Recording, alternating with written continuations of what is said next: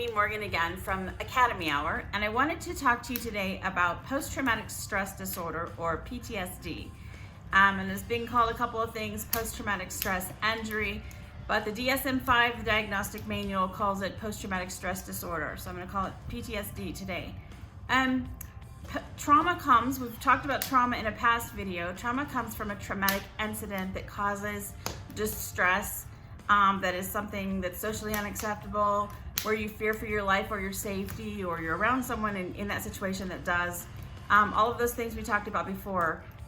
Post-traumatic stress is the result of that. It's what it causes, and it's the stress that comes from that traumatic incident.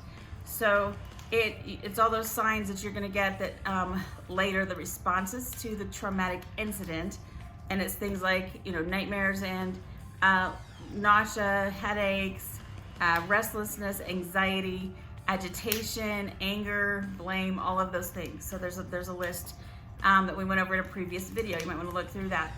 What happens is your brain takes over, and you have a couple parts of your brain that work together for this specific.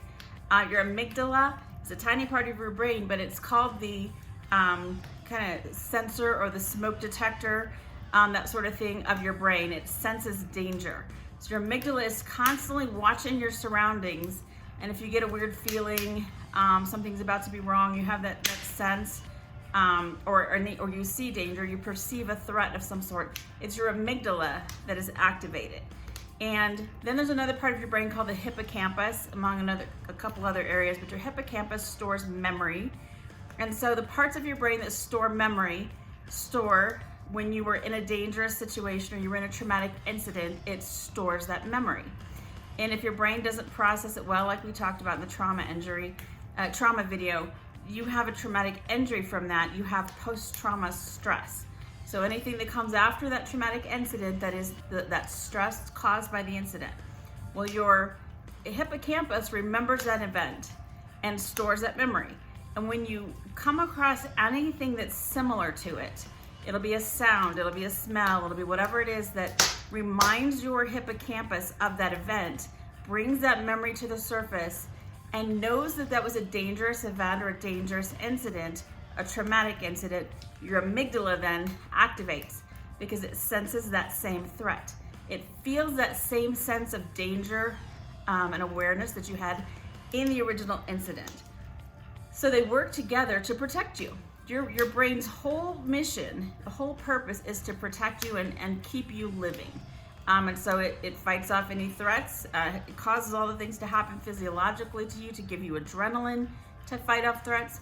So everything that happened to you physically in that initial incident, your hippocampus is remembering and your amygdala is activating, and everything's going to happen to you the same.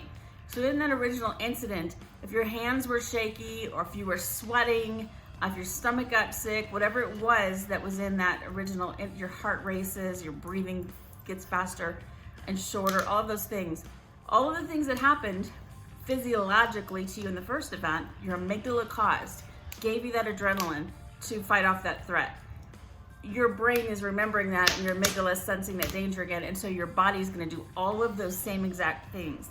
So you may be sitting there not knowing that the sound or the smell of something is going to remind you of a previous traumatic incident, but when it happens, your body remembers, your brain remembers, and it starts doing all of those things. It starts getting that nervous reaction, starts getting everything that built up the first time, so that you can fight off that threat again, fight, flight, or freeze, all the adrenaline responses. So that's post-traumatic stress. That's what happens to you. Post-traumatic stress disorder is when those reactions keep going, and they keep going, and it's not like the first time you were reminded of an incident.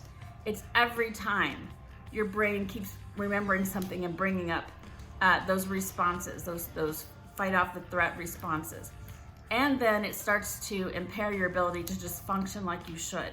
So you're not able to go to places that might remind you of this incident. You're not able to be in situations, or every time you hear this particular sound, it's going to cause you distress.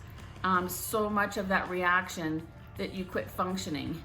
Even just for a few minutes, you know.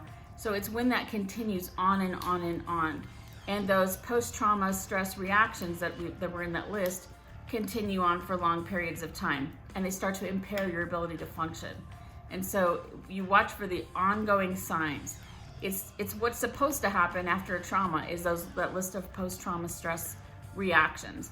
But when it continues on, when it starts to get in the way of your ability to just function normally, then it could be diagnosed as post-traumatic stress disorder.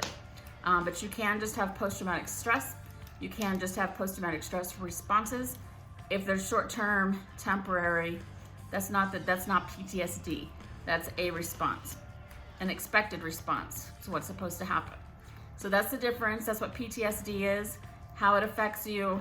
Again, if it's ongoing, you need to get help for that. Get some therapy, get EMDR treatment, anything that helps with trauma. Go see a specialist that deals in trauma and in healing PTSD.